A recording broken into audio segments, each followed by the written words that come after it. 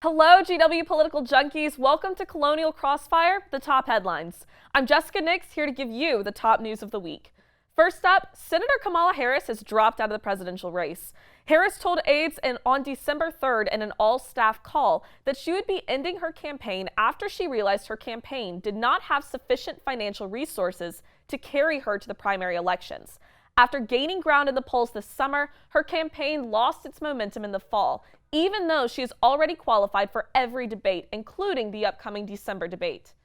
On Tuesday, December 3rd, President Trump met with Justin Trudeau of Canada and President Macron of France, among others, in London for a NATO summit. Trump had summit attendees on edge throughout, even amidst speculation that he wants to pull the U.S. from the alliance, which would be disastrous for the organization as a whole.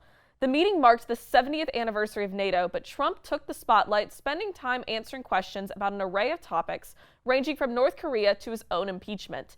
Though Trump's interaction with Trudeau was not heated, the summit proceeded without any major hiccups. However, the future of NATO still lies in Trump's hands. The NATO summit also led to a clash between the French president and Donald Trump. Emmanuel Macron stood by his previous criticism of NATO, saying it lacked strategic purpose. He also criticized Turkey for its rumored involvement with ISIS. Trump called the criticism, quote, nasty, and questioned whether the U.S. should use its resources to defend countries who are not spending 2% of their GDP on defense. This tension comes amid a crisis with Turkey. President Erdogan has stated that if 29 member nations do not recognize the Kurdish militia as terrorists, Turkey will take a stand against NATO. There was sad news from abroad this week when a man killed 2 people and stabbed 3 others in an attack on London Bridge. The attack occurred Friday, November 29th, where the assailant was shot dead by police officers. The attacker, Usman Khan, was released from prison last year after serving 6 years under terrorism charges. The victims have been identified as Saskia Jones, 23, and Jack Merritt, 25. Both were University of Cambridge graduates and were involved with Learning Together, a network of academics and criminal justice organizations, which was hosting an event at Fishmongers Hall where the attack began. Aside from all the 2020 and world news, up on the Hill, there's only one word on people's minds: impeachment.